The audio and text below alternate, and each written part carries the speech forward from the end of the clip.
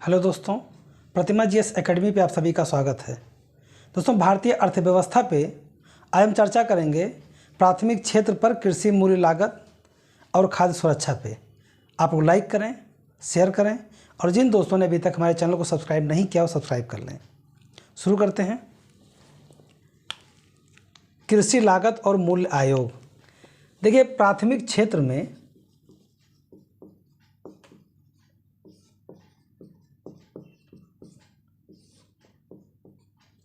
कृषि,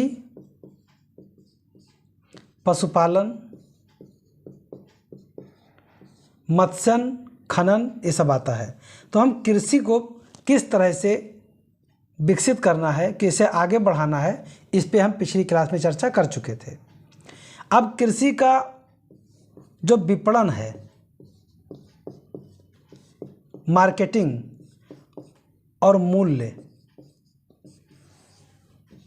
सरकार कृषि उपज पर क्या कीमत देगी, कैसे देगी, इसके लिए कौन संस्था जिम्मेदार है, इस पे चर्चा करेंगे। कृषि लागत और मूल्य आयोग जो है, कृषि लागत और मूल्य आयोग, ये एक सलाहकारी संस्था है।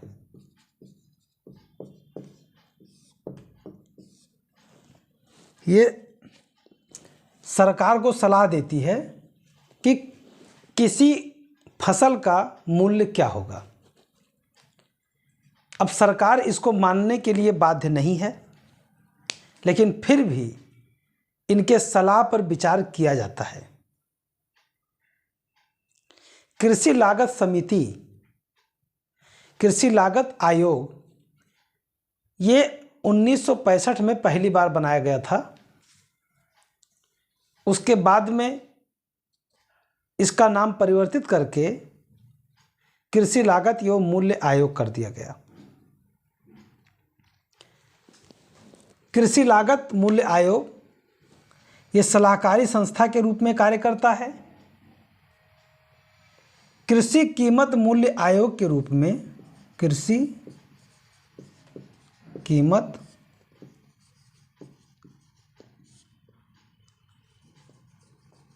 कीमत आयोग के रूप में 1965 में गठन किया गया था और 1985 में इसका नाम बदल करके कृषि लागत और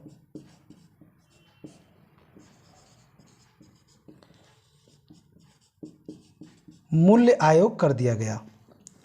कृषि लागत और मूल्य आयोग कर दिया गया 1985 में। अब कृषि लागत और मूल्य आयोग कितने फसलों की न्यूनतम समर्थन मूल्य के लिए सिफारिश करता है? तो ये 23 फसलों के लिए।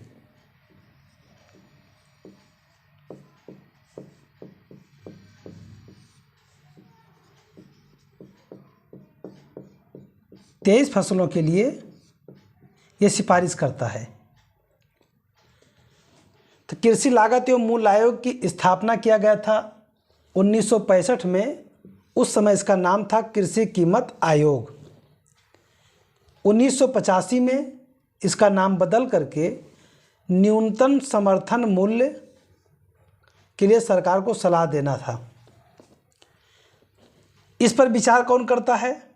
इस पे विचार करता है आर्थिक मामलों का मंत्रिमंडलीय समिति। आर्थिक मामलों का मंत्रिमंडलीय समिति जो है, ये न्यूनतम समर्थन मूल्य पे अंतिम निर्णय लेता है। अंतिम निर्णय कौन लेता है? आर्थिक मामलों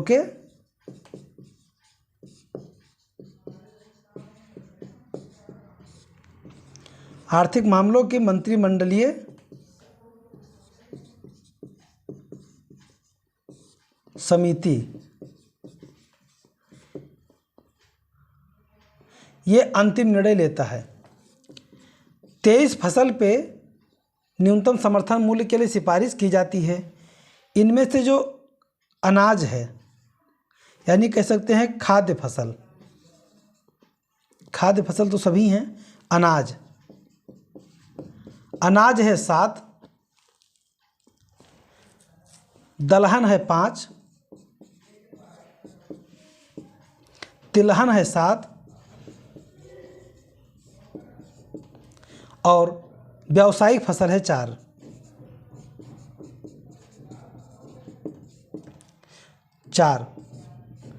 तो 7 दूनी 14, 14 5 19 और 19 4 23, टोटल ये 23 फसल हो गए।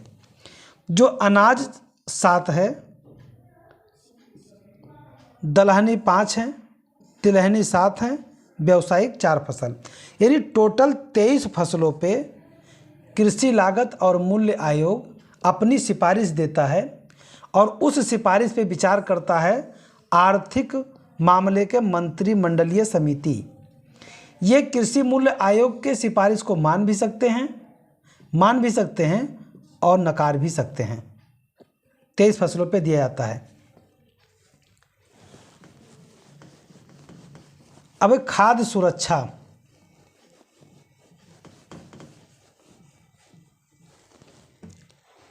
कृषि लागत मूल्य आयोग 23 फसलों पे यानी 7 अनाज फसल, 5 दलहनी, 5 तिलहन और 4 व्यावसायिक फसल। अब है खाद्य सुरक्षा। दोस्तों, भारत में खाद्य सुरक्षा की आवश्यकता क्यों पड़ी? भारत में इतने बड़े देश में जहां पर खाद्यान्न का उत्पादन, उसका अधिशेष, PDS, public distribution system, targeted public distribution system, इन सभी प्रकार की योजनाओं के बावजूद हमारे यहाँ पे खाद्य सुरक्षा को लेकर के जब देखा जाता है और जब अंतर्राष्ट्रीय मानक के आधार पर भुखमरी सूचकांक आता है, तब भारत की स्थिति को देख करके मन बहुत द्रवित हो जाता है। ऐसा क्यों है? भुखमरी सूचकांक में पिछले साल जहां 102वां रैंक था भारत का, इस बार 107 रैंक है। हम 85 करोड़ से ज़्यादा जनसंख्या को हर महीने हर व्यक्ति के आधार पे 5 किलो अनाज देते हैं, तेल देते हैं, अन्य कई संसाधन व्यवस्थाएं देते हैं। उसके बावजूद भी भूख सूचकांक में हम बहुत नीचे स्तर पे पाए जाते हैं। इन समस्याओं को देख करके इसे समाप्त करने के लिए खाद्य सुरक्षा अधिनियम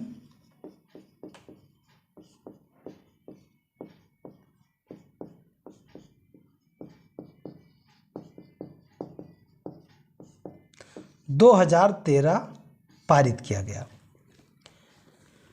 अब खाद्य सुरक्षा अधिनियम 2013 पारित किया गया और टारगेट किया गया कि 75% ग्रामीण जनसंख्या को, 50% शहरी जनसंख्या को मुफ्त में अनाज दिया जाएगा या बहुत ही मिनिमम दाम पे दिया जाएगा। ये 3 रुपये किलो चावल हो गया, 2 रुपया किलो गेहूं हो गया, 1 रुपया किलो मोटा अनाज हो गया। तो ये एक मानक के रूप में है। जहां 40 रुपया 50 रुपया किलो चावल बिकता है, आपको 3 रुपये में मिलेगा। 25 रुपया किलो आटा मिलता है, 28 रुपया किलो, 30 रुपया किलो आटा मिलता है, आपको 2 रुपये में मिलेगा। तो इसके लिए व्यवस्था किया गया, क्योंकि जो सतत योजना के रूप में एसडीजी 2017 के तहत 2030 को मानक के रूप में 17 प्रकार के जो खाद्यान्न है, स्थितियां हैं, उसे टारगेट करने के लिए, उसमें से एक है भूख। हम भूखमरी के जो सूचकांक जारी होता है उसमें बेहतर स्थिति में आ जाएं। रिपोर्ट के अनुसार तो यह है कि विश्व में सबसे ज़्यादा भूखे व्यक्ति आने वाले कुछ समय में भारत में ही पाए जाएंगे।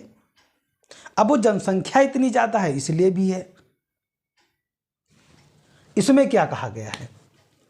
खाद्य सुरक्षा अधिनियम 2013 में कहा गया है कि 75%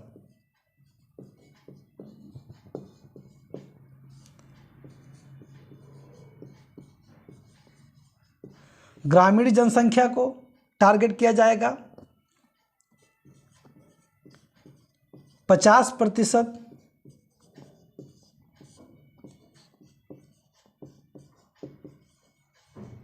शहरी जनसंख्या को टारगेट किया जाएगा। अब यदि दोनों को मिला दिया जाए तो ये 67% टोटल का जनसंख्या को खाद्य सुरक्षा दिया जाएगा। यानी 100 करोड़ में 67 करोड़,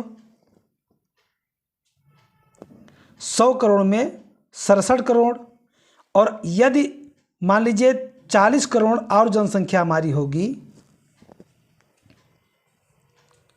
लगभग 25 करोड़ और मान लीजिए, यानी भारत के टोटल आबादी का 7 5 12 के 2 8 1 9 लगभग 90 करोड़, इसे हटा दीजिए पूरा, लगभग 90 करोड़ जनसंख्या को, लगभग 90 करोड़ जनसंख्या को हम भोजन देने के लिए प्रतिबद्ध हैं। यानी खाद्य सुरक्षा के तहत भोजन देने के लिए तो हम प्रतिबद्ध 100% के लिए हैं, क्योंकि गरिमापूर्ण जीवन जीने का हमारा मौलिक अधिकार है। फंडामेंटल राइट आर्टिकल 21 हमें जीवन जीने का अधिकार का पूरा अधिकार देता है। सोने का, जागने का, खाने का, पीने का, नहाने का, आने का, जाने का, सबका अधिकार हमारा मौलिक अधिकार है। लेकिन इसके लिए हमारे पास संसाधन होने चाहिए, सरकार के पास संसाधन होने चाहिए। तो हम खाद्य सुरक्षा अधिनियम 2013 के तहत लगभग 90 करोड़ की जनसंख्या को खाद्य सुरक्षा देने के लिए प्रतिबद्ध हैं। और जो राशन दिया जाएगा इसके लिए 18 वर्ष से ऊपर घर की महिला मुखिया के नाम होगा।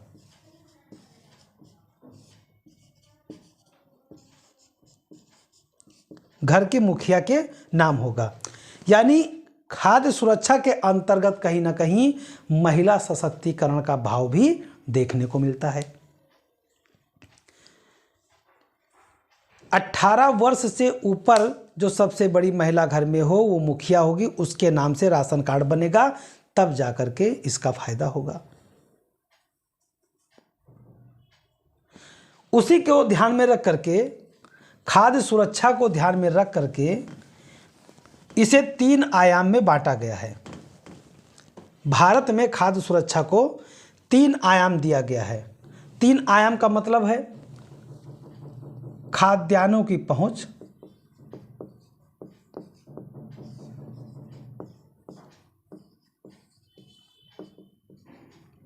ये पहला आयाम हो गया। खाद्यान्नों की उपलब्धता, ये दूसरा आयाम हो गया। और खाद्यान्नों का उपयोग, ये तीसरा आयाम हो गया। यानी हमें खाद्य सुरक्षा देने के लिए पहले तो हमारे पास खाद्यान्न होने चाहिए, पहुंच होनी चाहिए, उपलब्धता होनी चाहिए, उपयोगिता होनी चाहिए। तो इसके लिए हम किसको जिम्मेदार मानेंगे? भारत सरकार, राज्य सरकार, लेकिन इसके लिए कोई संस्था भी तो होनी चाहिए। तो food corporation of India establish by 1965 यानी एफसीआई 1965 में स्थापित किया गया। और इसकी जिम्मेदारी है कि ये किसानों से अनाज खरीदे, उसका भंडारण करे, उसका देखरेख करे, उसके आगे का जो ट्रांसपोर्ट की व्यवस्था है वो करे। यानी सारी जिम्मेदारी एफसीआई की हो गई। एफसीआई के जिम्मेदारी के आधार पर अनाजों को लिए जाने की व्यवस्था की गई। और इसी के लिए सरकार ने मंडी की व्यवस्था किया, सरकार ने मंडी की व्यवस्था की। और अब कोई भी किसान कहीं से भी अपने उत्पाद को, अपने फसल को, अपने अनाज को बेच सकता है। और उसके बाद में खाद्य सुरक्षा के रूप में जब 3 आयाम दिए गए, भारत में खाद्य सुरक्षा प्रणाली, देखिए 3 आयाम खाद्य सुरक्षा के लिए था, खाद्यान्नों की पहुंच हो, उपलब्धता हो, उपयोग हो, ध्यान रखिएगा।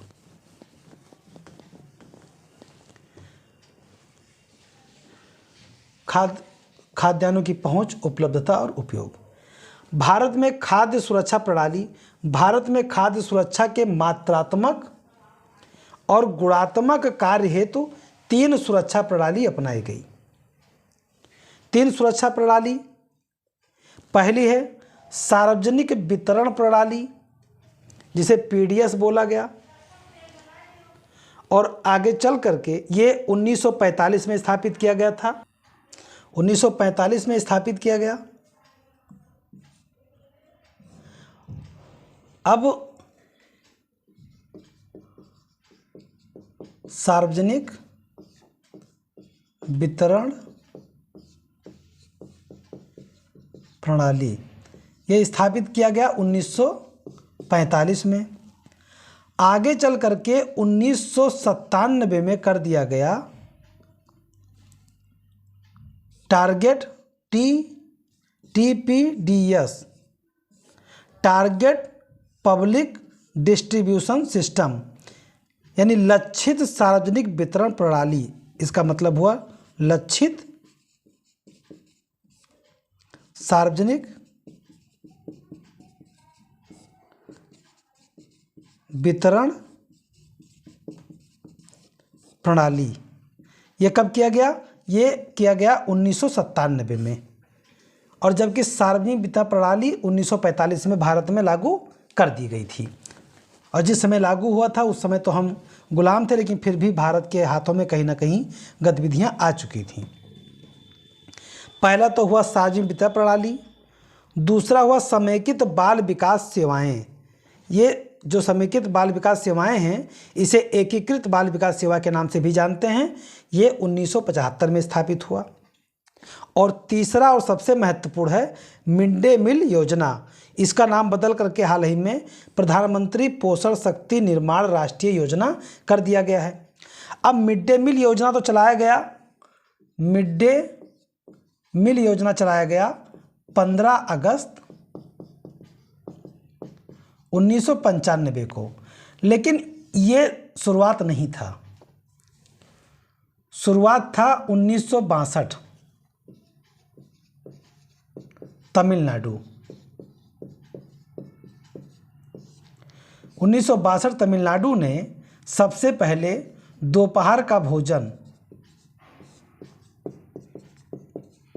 के रूप में यह योजना चलाया था अपने राज्य में। बच्चे हमारे यहाँ जब गरीबी होती है, जो कि है भी, तो जिसका जो गरीब व्यक्ति का बच्चा यदि 5 से 7 साल का, 8 साल का हो जाता है, तब वो स्कूल पे कम और मजदूरी करने के लिए, गिलास धोने के लिए, होटल पे काम करने के लिए, अन्य जगहों पे जाने पर मजबूर हो जाता है। और जबकि किसी भी रूप में 14 साल से नीचे के बच्चे को काम करने के लिए प्रतिबंधित किया गया है।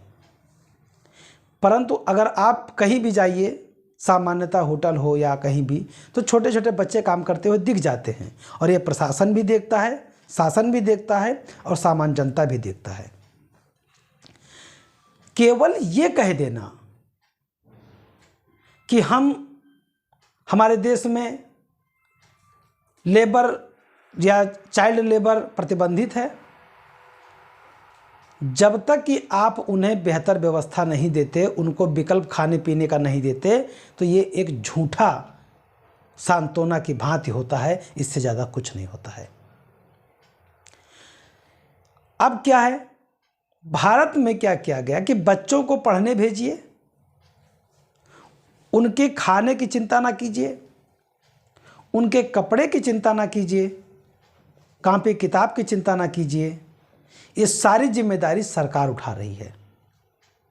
यहाँ तक कि भोजन, जो दोपहर का भोजन है, ये तो दिया ही जाएगा, साथ ही साथ घर के भोजन के लिए भी एक बच्चे पर 5 किलो का राशन महीने में मिलता है और कभी कभी महीने में 2 बार भी मिलता है। पढ़ाने के लिए 86वां संविधान संशोधन अधिनियम 2002 किया गया, जिसे बच्चों को मुफ्त शिक्षा दी जा सके, उसे मौलिक अधिकार बनाया गया। अब तमिलनाडु में लागू कर दिया गया। उसके बाद में 15 अगस्त 1995 को इसे भारतीय संसद के द्वारा पूरे देश में लागू कर दिया गया।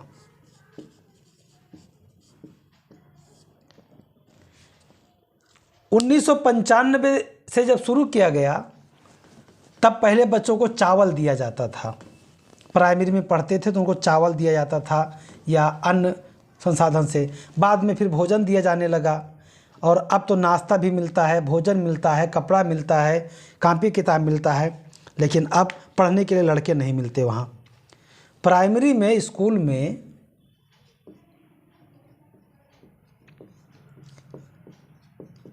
प्राथमिक स्कूल में खाना मिलता है, कपड़ा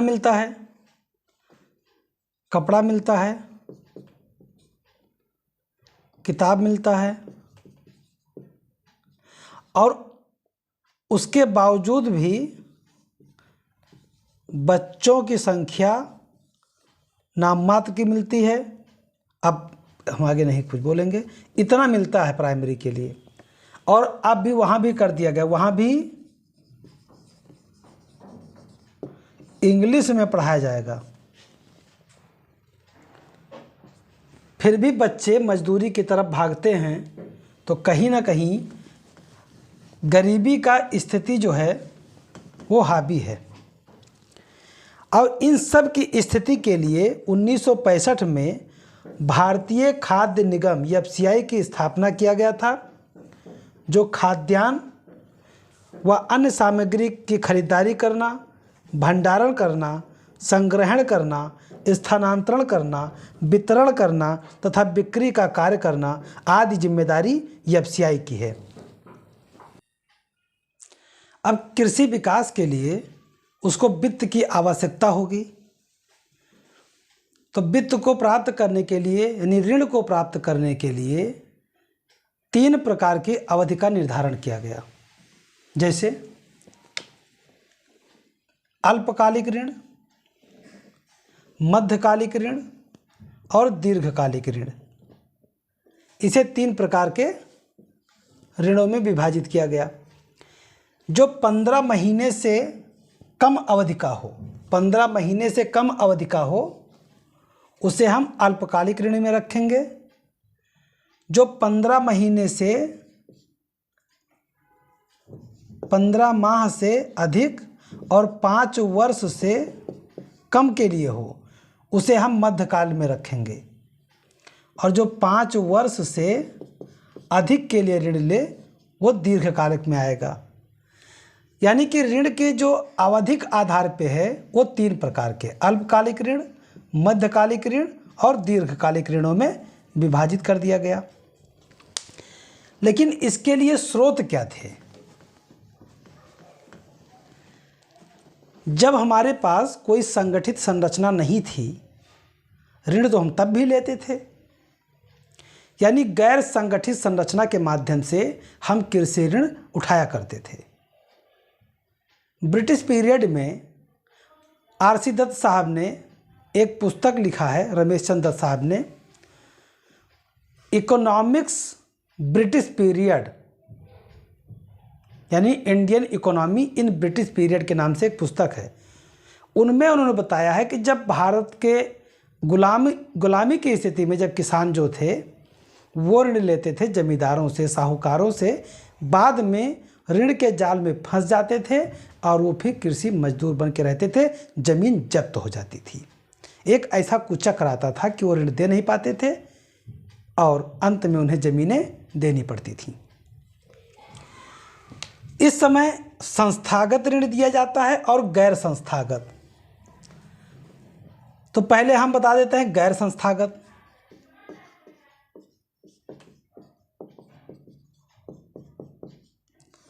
गैर संस्थागत ऋण में क्या क्या था?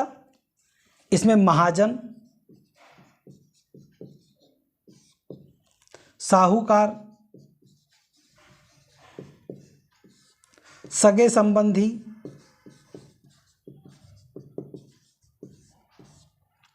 व्यापारी, जमींदार, अड़हतिया आदि। ये जो लोग थे, ये जब पैसा देते थे तो ये ब्याज बहुत ज़्यादा लेते थे। उसके बाद में ये तो हो गया आपका गैर संस्थागत, जो आज भी देखने को मिलता है। सोना जाओ रखाओ गिरवा, पैसा मिल जाएगा। खेत गिरवा रख दो, घर गिरवा रख दो, अपने आप को गिरवा रख दो, लोग वो भी रख लेते हैं। उसके बाद संस्थागत में क्या हुआ कि सहकारी समितियां, बैंक, व्यापारिक बैंक, क्षेत्रीय ग्रामीण बैंक, इन लोगों के माध्यम से ऋण। ये ऋण जो संस्थागत ऋण है, ये सस्ता भी पड़ता है और इसमें कुछ छूट भी प्राप्त होता है। लेकिन ये समस्या कहाँ पे होती है कि इतनी व्यवस्था होने के बावजूद भी लोग संस्थागत ऋण पे क्यों नहीं जा पाते? क्योंकि जो बैंक हैं, पहले चीज़, जो गरीब मजदूर किसान हैं या छोटे किसान हैं, सीमांत किसान हैं, लघु किसान हैं, बैंक तो इनसे तमीज़ से बात नहीं करता, पहली बात। दूसरी चीज़, इसमें इतने कागज़, इतनी स्थितियां, दौड़ना, इन सब से बचने के लिए लोग क्या करते हैं, और डर। अभी बैंकों के लिए जो व्यवस्था है, छोटे किसान, इनको ज़मीन खो जाने का जो डर है वो अभी भी हावी है। तो जब तक इन सभी से उनके दिमाग से नहीं हटेगा, तब तक वो सस्ती ऋण का लाभ नहीं ले पाएंगे। जबकि इसका मूल फायदा कौन पाते हैं? बड़े किसान पाते हैं। और जो बैंक हैं वो भी उन्हीं को देना चाहते हैं पैसा, जिससे आसानी से वापस मिल जाए। यानी इसका जो गैर संगठित जो ऋण देने वाले लोग हैं वो लाभ उठाते हैं। यानी महाजन, साहूकार, सगे संबंधी, व्यापारी, जमींदार, ये लोग इसका फायदा उठाते हैं। अब प्राथमिक क्षेत्र के अंतर्गत विकास हो, गांव का विकास हो, इसके लिए 16 दिसंबर 2005 को भारत निर्माण योजना चलाया गया था। इस पे 6 क्षेत्रों पे फोकस किया गया था: विद्युत पे, पेयजल पे, सड़क पे, सिंचाई, ग्रामीण दूरसंचार और आवास। ये 6 बिंदुओं पर फोकस किया गया था भारत निर्माण योजना के तहत। तो दोस्तों, मैं अपने क्लास को पे समाप्त करता हूँ। धन्यवाद। जय हिंद, जय भारत।